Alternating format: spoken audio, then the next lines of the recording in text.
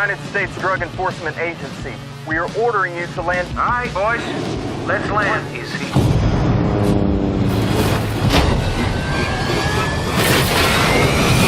My name's Barry Seal. That's for the damage. For your sister, hey, little darling, and your back. And some of this really happened. You never saw me. Thanks much for the interview. First of all, Tom, we just saw the film and love it so much. Thank you. When did you heard for the first time about Barry Seal, and what caught your attention on this character to even make a movie about him? I was shooting Rogue Nation. Doug and I were looking for another movie to make together, and I was looking for something in this kind of tone. And actually, originally when I read the script, it was more kind of a drama, and Doug and I were like, I want satire. I want this kind of comedy. So we actually turned it into this comedy. It's the first time I heard about Barry Seal. I was like, what? This is impossible. It's incredible. This is impossible. And so Doug is a pilot, and I'm a pilot, and it was literally, we just started working on that story, and the more we dug into it, the more outrageous these events were. And we met people, everyone that, he was working for the CIA, the White House, the DEA, the Medellin cartel, and everyone who met Barry, they kept saying how much they loved him, what a sociable, entertaining, charismatic guy he was. Yeah, and even I met a guy in Colombia. We just kept meeting people that are coming out of the woodwork, and met a guy in Colombia who said that he let Barry, fly his plane and test his airplane, and Barry just left the country and flew back to America and just kept the airplane. And he still had nice things to say about Barry. It's just, the stories are so outrageous, and that was the first time that I heard about it. How much research you did for this movie? I even read that you pilot in your own scenes. Yeah, all the scenes, all of it it's all mine. I mean, anytime you see Barry Seal flying that airplane, that's me flying the airplane. I'm literally turning the airplane on autopilot and walking back and to drop the contraband, and then go back and diving the airplane. We, in Colombia, Doug and I, we flew out and camped out on the side of a runway so that we could get those locations, because we were at a place called Araraquara, and that was about 300 miles from any roads or cities.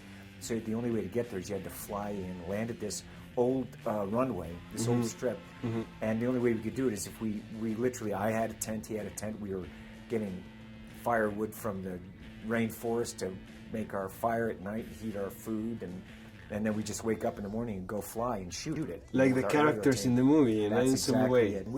We knew the way that we had to make this movie. I mean, it was very run and gun the way we were doing it, working on it daily. As soon as I finished Rogue Nation, I was working on this. And actually, while I was shooting Rogue Nation, we were working on it daily. And basically, Doug Lyman, the director, and I, we did Edge of Tomorrow together, and the writer, Gary, the three of us lived in the house. I had the top floor, Gary had the room in the middle, and Doug had the bottom floor.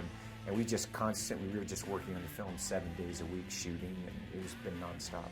You had worked with Doug in the past, but how can you describe his style of directing, and specifically his approach to this story? I think he's really very overused word. He's a genius. He's a brilliant filmmaker. You know me. I make movies for audiences. I want to make this. This is when you look at Butch Cassidy and Sundance Kid, it has this kind of tone, and we're just reaching for tone. And each one of Doug's movies, they're very different. When you start out, you look at Swingers, you look at Bourne, you look at Mr. and Mrs. Smith, you look at Edge. That's what I admire about him. The way he sets it up, he challenges himself with tone in a different manner.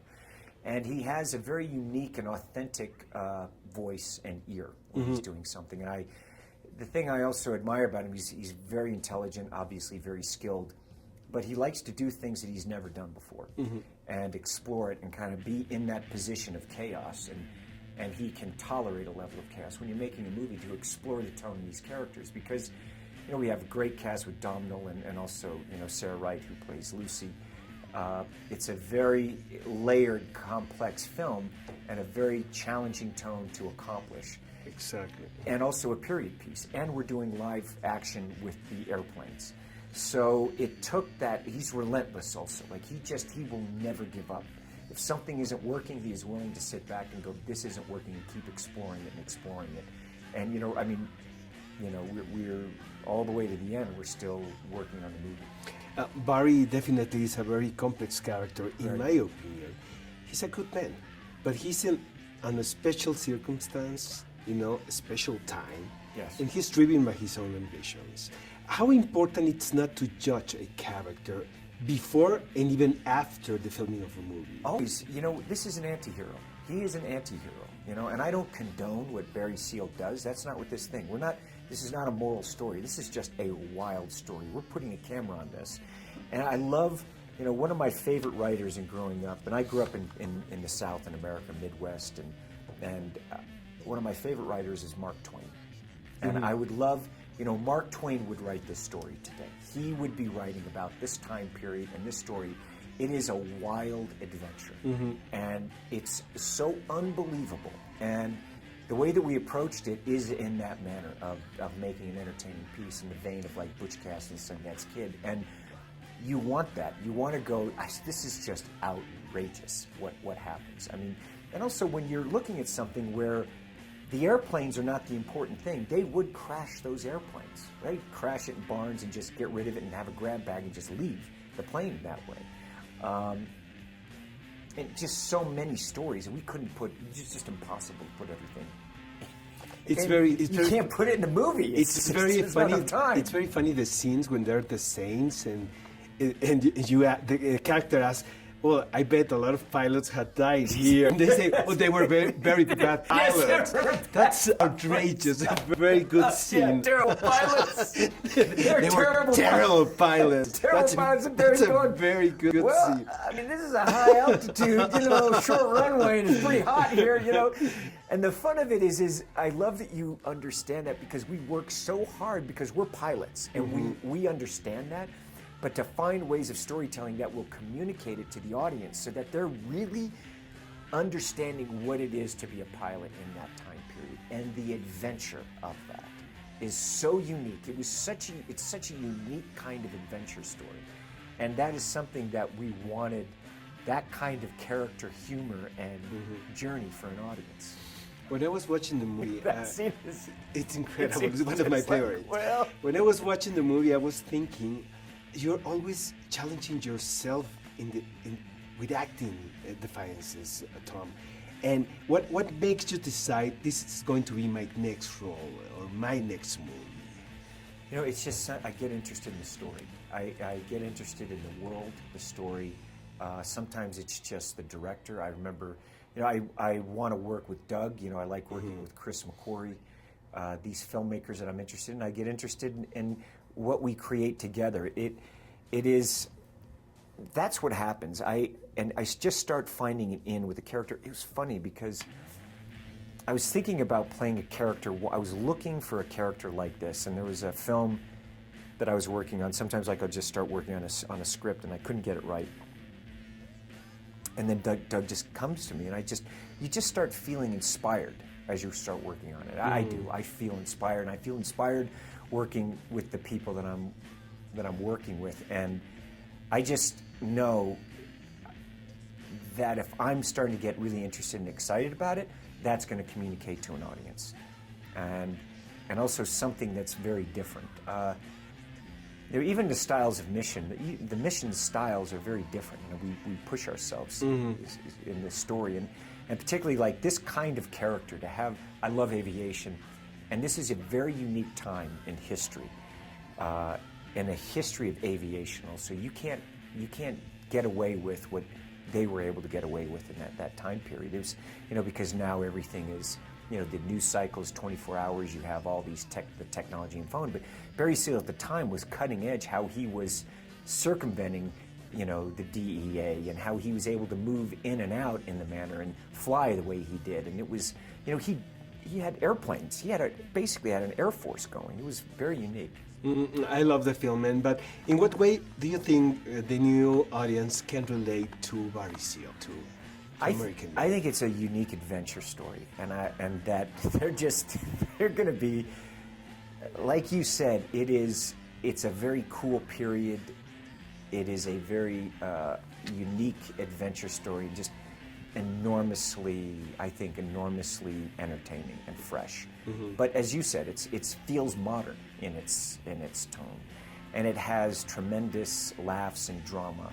I think it's also has a romantic quality to it, a unique romantic quality that I think that you get with a Lyman film. When you really line up Doug Lyman's movies as a director and you're just looking at them, each one, you love the characters in the movie. You can't help but get invested in the characters in a really unique way. It's a very unique cinematic experience, I think. I have to confess, my friend, my second junket I did in my career was Far and Away. Oh man! So it was, Oh, I think it was a good wow. luck charm. Wow, that was amazing. Do you think the film industry had changed a lot from that day? It was to amazing. nowadays? You know, when I think about Far and Away, because remember we were pushing a large format. I was very frustrated that the theater owners were cutting theaters up and making them into cineplexes and smaller cinemas for audiences. And I was met with them. I said, please don't do this. I said, we want to keep the cinematic experience alive for audiences. And Ron Howard and I fought to shoot in 65 millimeter. We wanted the film to be seen in that way. And you had John Williams did the score. And what was interesting is how it's reverted back to that. It's gone back to the big cinematic experiences where people want that.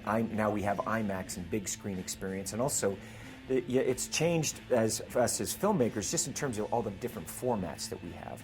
When we go to mix a movie, I used to you'd mix in one format, maybe two formats, and now we have all of these different formats that we have to go through, all these different prints we have to look at for, so storytelling itself is still the basics of storytelling, and it's something that I feel fortunate that I was schooled in the classics. I've been schooled in really very basic storytelling in cinema.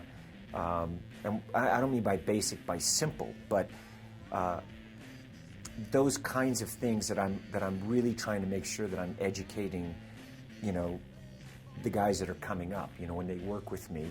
I shoot on digital, but I also shoot on film. And I spend a lot of time working with them and talking about story and about structure. During that time period when Far and Away, we used to shoot one camera, Today, there is less understanding of,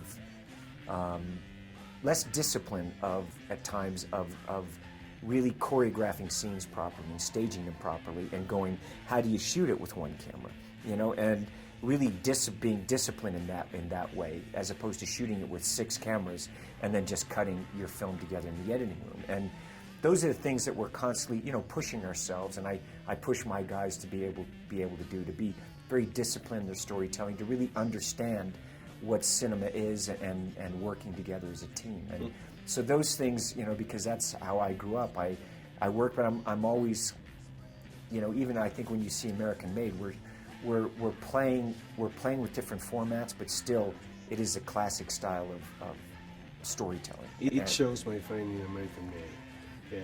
Yeah. This is the last question. I have to ask this, if not my audience are going to kill me, but you play a pilot in American Made, and you're going to play a pilot in the sequel of Top Gun. Yes. I grew up watching that film over and over and over again. Can we have a scoop on that sequel? Yeah, I mean, it's been a long time coming, and I remember when people started asking me to do it, I was like, really? I was like, man, and I was like trying to figure out the story for that is really unique, and kind of looking at what Top Gun is, and at the heart, I love aviation. Since I was a kid, I've loved aviation. I wanted to fly. And when we started working on Top Gun, the theme that, one of the things when I went in, I said, look, I love these airplanes, I love this, and this is a competition film to me, and it's a celebration of aviation. That's what the film was to me when we went in and started working on it. And really to get back in there and to start working with Jerry Bruckheimer again, who I think is one of the best producers ever in movie history. For us, it took us a while, years, really talking about the story, going over and over it, and finding something that is going to work. And it's You know, I said to them, I don't want a number after Top Gun. I don't want Top Gun 2. I think we're going to call it Top Gun Maverick. You know, and it's a pretty interesting kind of thing. And there's Joe Kosinski's going to direct it. He came in and, you know, he and I did Oblivion together. And he just has a very, I think he's a very powerful director. And he really has the spirit. Even when we were making Oblivion, he was always talking about Top Gun with Joe. It was his passion. And so we're going to do that. I mean, we're going to have, what I can tell you is that it's going to, we're going to play with the same tones that we had in the first one. It's going to be the same score. You know, Harold Faltermeyer, I hope to bring him back for that. We're going to shoot largely in the same format that we shot the first one in. It's going to have the same visual kind of iconography and style, Americana kind of vibe. It is going to be a competition film. It's going to have, you know, all of the new toys and aircrafts. It's going to be epic, really epic. It's going to be a lot of fun. Can't wait, my friend. Thank you so much. Thank you very much Thank for you. the It's great interview. to A see you pleasure always. talking to you. Thank you very much. Thank you much. Thank you.